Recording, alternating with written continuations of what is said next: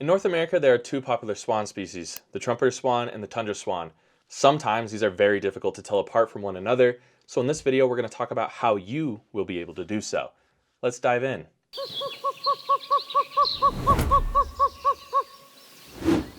So on the left we have the adult Tundra Swan, and on the right we have the adult Trumpeter Swan.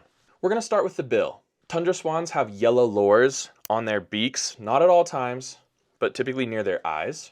They have a shorter bill than the Trumpeter Swan, and their eyes stand more apart from their bill. So there's like a little bit more of a definition between their eyes and that line that goes to their bill. When they're facing directly at you, they have a U shape in between the two eyes. The Trumpeter Swan has a longer bill, and its eyes are more connected like uniformly. There's not as much definition or like a half circle between the connectors of the beak. When they're facing directly at you, they'll have a V shape between the two eyes. And both birds have a black beat with a red grin line. Now, sometimes, rarely, Trumpeter Swans can also have a pale patch on their beak, but that's super, super rare. And if you see yellow on the beak, that's most likely your Tundra Swan. Next, moving on to the body, Tundra Swans are smaller in size compared to the Trumpeter Swan, and they move and prance almost gracefully. Trumpeter swans, on the other hand, are much bigger and they're kind of more lumbery when they're walking around. So if you see swans in an agricultural field and some of them look like they're lumbering and some of them look like they're moving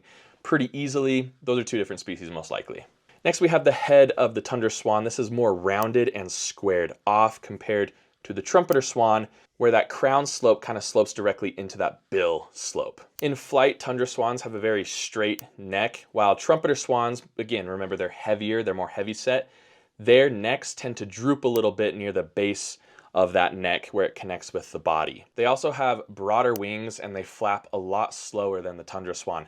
Some of this stuff might be very difficult to tell apart if you only have one species present, but if there's two species there, it's a lot easier to distinguish the two. A combination of all of these things should help you make a determination on which species you're dealing with in the field. Now there's a little bit of difference as well with the juveniles. So the Tundra Swans and the Trumpeter Swans both have a first winter young bird and just like juvenile in general young bird. So for the first winter, Tundra Swans are a lot lighter in color, a lot more white than the Trumpeter Swan, and they have more of a grayish head / neck. The first winter on the Trumpeter Swan, however, has a more grayish color overall, and they typically always have black base near the base of their bill. Tundra Swans have a very pink bill as juveniles, and that becomes black. So if the base of the bill is pink and most of the bill is pink, you're dealing with a Tundra Swan, a young Tundra Swan. And if the base of the bill is black and very dark, and the bird overall just looks a lot darker, most likely you're dealing with a Trumpeter Swan. Now this is one of the best ways to tell the two birds apart, are their calls. Now here's the call of the Tundra Swan.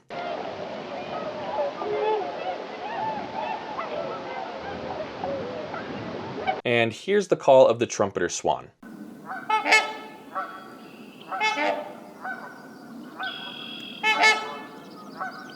Trumpeters tend to be less vocal than the Tundra Swans. They also have a lower pitched call and there's a lot more honking going on, hence the name Trumpeter Swan. While Tundra Swans have a lot more variation in their calls, a lot more whistles, hooting, and barking sounds. Now the range is actually pretty difficult for these birds. Most of the time I'm just able to give you like a geographical area, but these birds are very patchy in their ranges. Now let's start with the Tundra Swan. In the summer, they hang out in northern Canada, all along the top of Canada, and along the coast of Alaska. During migration, they move in between Canada and the northern United States, and then in the winter, they hang out in pockets in the northwestern US and the northeastern US, avoiding kind of that middle area of the United States. Trumpeter Swans have a much more restricted range. In the summer, they hang out in western Canada and Alaska. And there's a few other spaces dispersed in there, but they're very patchy, and that also includes like the Great Lakes region. During migration, they actually move through western Canada primarily. And then in the winter, they hang out again in tiny pockets in western Washington, Oregon, southern Idaho, and northern Utah. But it mostly winters in the Great Lakes region and the Midwestern United States. There's a few places where it's found permanently as well throughout the year, but these are very localized, and if you're in some of these areas, then you probably know these spots because there's swans there. Again, these are much less widespread than the Tundra Swan.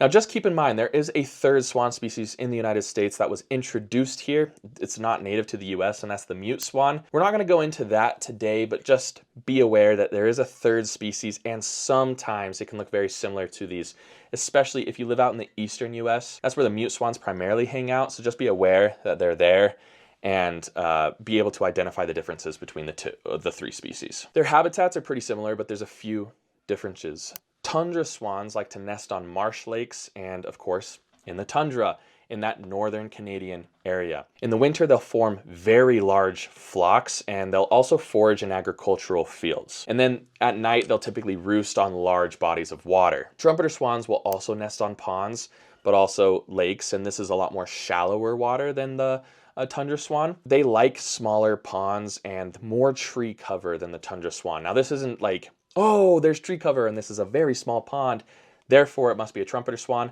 Just know that that will typically swing the trumpeter swan's way, but that doesn't necessarily eliminate tundra swan alone. And then again in the winter, trumpeter swans will gather on lakes and agricultural fields to forage. Now, we've gone over a whole bunch of these points on how to identify these two very similar species. So now I think it's time for a quiz. I'm going to give you 5 questions and you have about 5 seconds to answer each of them. Feel free to pause it and let me know after the quiz how well you do.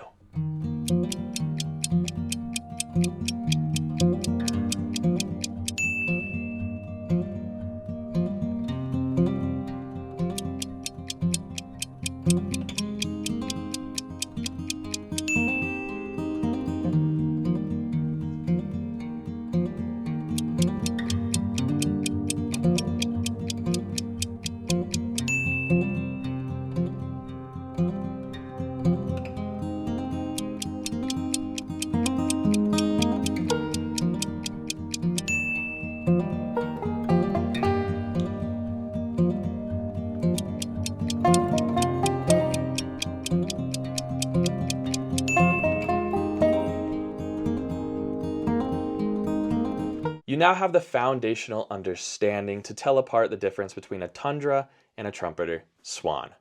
Let me know in the comments below what tips you use to distinguish the two species. Make sure you check out Bright-Eyed Birding, where I take you on adventures once per week where we go find some of these birds in the wild. Also, make sure you check out in the link in the description the Bright-Eyed Birding 2026 calendar.